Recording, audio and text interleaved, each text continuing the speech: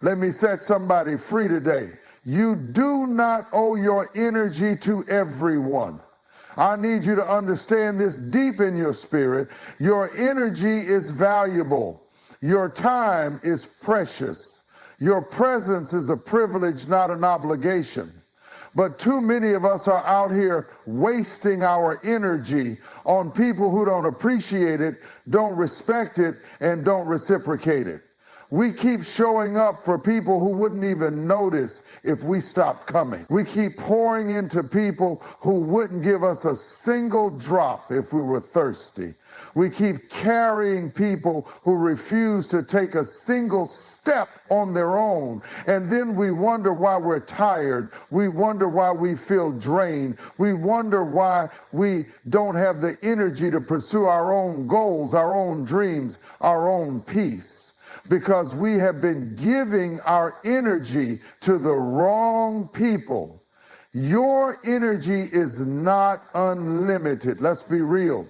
Your energy is not, you only have so much to give. Every conversation, every favor, every commitment, every yes you say takes something out of you. And if you're always giving, always doing, always showing up for everybody else, then let me ask you this. What's left for you? What's left for your own mental health? What's left for your own peace? What's left for your own purpose? Some of you are walking around exhausted, not because you're doing too much, but because you're doing too much for the wrong people. People who don't appreciate you. People who only come around when they need something. People who never ask, how are you? Because they're too busy asking, can you help me? And if you don't wake up and recognize it, they will keep draining you until there is nothing left. The difference between good soil and bad soil. Jesus gave us wisdom on this. He told a parable about a sower who scattered seeds on different types of soil. Some fell on rocky ground, some among thorns, and some on good soil. And only the seeds that fell on good soil grew and produced a harvest. Now hear me. Your energy is like those seeds. If you keep planting it in rocky ground, in shallow people, in ungrateful relationships, in toxic environments, you are going to waste it. But if you start planting your energy in good soil, in places and people that nurture and respect you, then you will start to grow. So the question is, where are you planting your energy? Are you giving your best to people who give you nothing in return? Are you sacrificing yourself for people who wouldn't make the same sacrifice for you? Are you constantly running on empty because you're carrying other people's burdens while they walk free? Because if so, then it's time to make a change. Stop pouring into empty cups. Listen, I believe in being a giver. I believe in helping people. But let me tell you something. Helping people is not the same as draining yourself for them. Some of you have been pouring into people who have holes in their cup. No matter how much you pour, they will always be empty. No matter how much you give, they will always want more. And some of you have been so busy filling their cup that you haven't even noticed your own is empty. And what happens when you are empty? What happens when you have nothing left? Who is pouring into you? If the answer is no one, then you are giving your energy to the wrong people. You have permission to protect your energy. Somebody needs to hear this. You have permission to walk away. You have permission to say no. You have permission to choose peace. You have permission to stop answering every call, responding to every request, and fixing every problem that is not yours to fix. Because the truth is, not everyone deserves your energy. Some people are in your life to distract you. Some people are in your life to drain you. Some people are in your life only because they know they can take advantage of your kindness. And until you decide to stop entertaining them, they will keep taking. You don't owe them your time. You don't owe them your energy. You don't owe them your peace. Focus on what truly matters. Your energy should be going into people who love and respect you, relationships that are mutual, not one-sided, dreams that God has placed in your heart, work that fulfills you, a life that brings you peace and joy. But if your energy is constantly going into drama, stress, ungrateful people, and toxic relationships, then you need to reevaluate where your energy is going. Because the truth is, not everyone deserves your energy. And the sooner you realize that, the sooner you will have the strength to live the life you were truly meant to live. So starting today, make a decision. I will no longer waste my energy on people who don't value it. I will protect my peace. I will focus on what matters, and I will stop letting unworthy people drain me, because my energy is too valuable to waste. And yours is too. Let me tell you something. Boundaries are not selfish. Boundaries are not rude. Boundaries are not unkind. Boundaries are wisdom. Some of us have been living without boundaries for too long. We have been saying yes when we should have said no. We have been allowing access to people who should have been kept at a distance. We have been giving unlimited access to people who have no respect for our time, our energy, or our peace. And then we wonder why we feel drained, frustrated, and taken advantage of, because we have not set boundaries. Even Jesus had boundaries. If you don't believe in boundaries, let me take you to the greatest example of all, Jesus.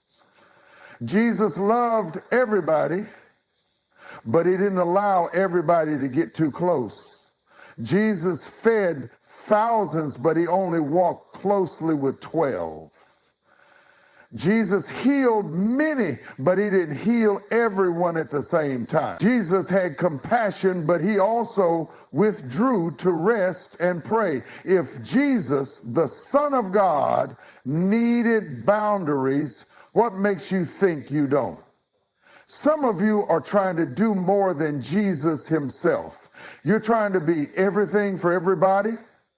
You're trying to say yes to every request. You're trying to be available 24/7. But let me tell you something. That is not wisdom. That is a setup for burnout, frustration, and exhaustion. Boundaries protect your peace. You cannot live a peaceful life without boundaries. You cannot have joy if you allow everybody to dump their problems on you. You cannot grow spiritually, emotionally, or mentally if you allow people to interrupt, manipulate, or control your time. Some of you feel overwhelmed not because life is too hard, but because you have too many open doors in your life. You've let too many people in. You've allowed too many distractions. You've tolerated too much nonsense. And God is saying it's time to close some doors, because boundaries are a form of wisdom. They are a way of saying, I love you, but I will not allow you to steal my peace. I care about you, but I will not let you manipulate me. I want the best for you, but I refuse to sacrifice myself just to make you comfortable. Not everyone should have access to you. Listen to me. You are valuable. Your time is valuable. Your presence is valuable. And not everyone should have access to you. Too many of us have allowed the wrong people into our space. We've let toxic people, needy people, manipulative people, and energy-draining people get too close. And now we're exhausted. But here's the truth. Not everyone deserves access to you. You don't have to answer every phone call. You don't have to respond to every text message immediately. You don't have to attend every event, every meeting, or every request that comes your way. You have the right to set boundaries. You don't let just anybody walk into your house, do you? So why are you letting just anybody walk into your mind, your emotions, your time, and your energy? Boundaries are biblical. The Bible says in Proverbs 4:23, guard your heart with all diligence, for out of it flow the issues of life. Guard your heart. Guard your time, guard your energy. That means setting boundaries. That means protecting what is valuable. That means knowing when to say no without guilt. Some of you are drowning in other people's problems because you have not set boundaries. Some of you are emotionally exhausted because you keep saying yes to people who drain you. Some of you have no time for yourself because you are always available for everybody else. But today is the day you take your power back. Boundaries are a sign of strength, not weakness. Some people will try to make you feel guilty for having boundaries. They will say, "You've changed." Yes, I have. Because I've learned to value my peace. They will say, "You don't care anymore." No, I care, but I also care about myself. They will say, "You're being selfish." No, I'm being wise. Because let me tell you something, having no boundaries is not a sign of love, it's a sign of fear. Some of us are afraid to say no because we fear rejection. Some of us are afraid to set boundaries because we fear people will leave. Some of us are afraid to protect our peace because we don't want to disappoint others. But let me tell you, if someone cannot respect your boundaries, they do not respect you. And if people leave because you set healthy limits, let them go. Your peace is worth more than their approval. Boundaries create room for what matters. When you set boundaries, you create space for what truly matters. You create space for your own healing. You create space for your dreams. You create space for real relationships, relationships that are mutual, respectful, and life-giving. Some of you are too busy dealing with the wrong people to have time for the right ones. You're so tied up in unnecessary drama that you can't focus on your purpose. But when you set boundaries, you make room for what's important. It's time to set some boundaries. So today, make a decision. I will protect my time. I will protect my peace. I will protect my energy. I will not let guilt, manipulation, or pressure make me abandon my boundaries. I will love people, but I will not let them take advantage of me. I will be available, but I will not be too available, because boundaries are a form of wisdom. And if you want to live a life of peace, joy, and purpose, you need to set them. Not tomorrow, not next week, but today. Let me talk to the people who feel like they have to say yes to everybody. The ones who feel guilty for saying no. The ones who are always putting other people first, even at their own expense. I need you to hear me. If you are always saying yes to others, you are saying no to yourself.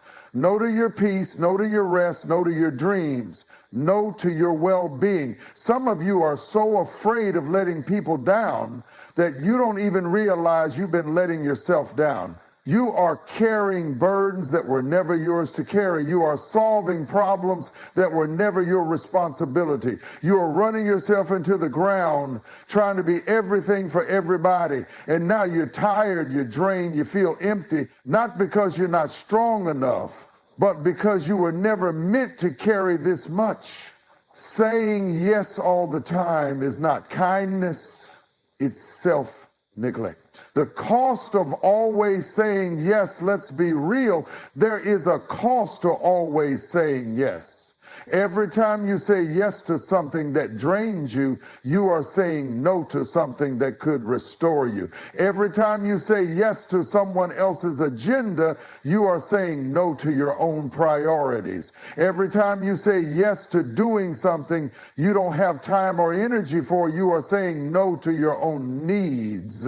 And if you keep living like this, you will reach a point where you have nothing left to give to yourself, nothing left to give to your purpose, nothing left to give to the people who truly matter, because you spent all your energy on people who never truly valued it in the first place.